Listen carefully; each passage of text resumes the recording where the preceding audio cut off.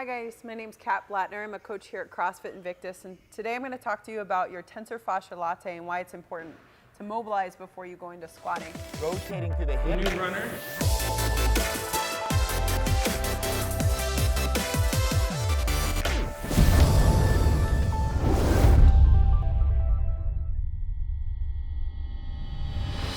Tensor fascia latte is an internal rotator of the hip. And so oftentimes, especially those people that are sitting all day, that muscle gets really short. And then we go to squat and we're unable to use our glutes and our hamstrings to squat because we're so stuck internally. So in order to mobilize this muscle, we're going to put our hand on our hip. The easiest way to kind of find the muscle is put your hand on your hip, take your knee and turn it in, and you'll feel that guy kind of jump, right? It's in the anterior portion of your hip, just underneath that hip bone. And if you find your femoral bone, you can kind of find it in between the hip bone and the femur.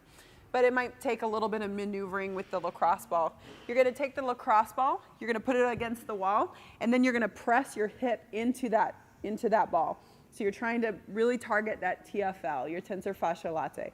You're going to take all the weight off of the targeted hip, and then you're going to turn your knee in, and you're going to turn your knee out. So you're putting it through that internal, external rotation to mobilize. You're trying to put as much pressure into the ball as you can handle. Sometimes it's a little bit tender at first, especially if this isn't a muscle you've been mobilizing. After you're done, it's a great time to warm up your glutes and your hamstrings for squatting because that TFL isn't pulling you into an internal position. So great tool to use just before a heavy squat session would be mobilizing your TFL to make sure that your glutes are able to work.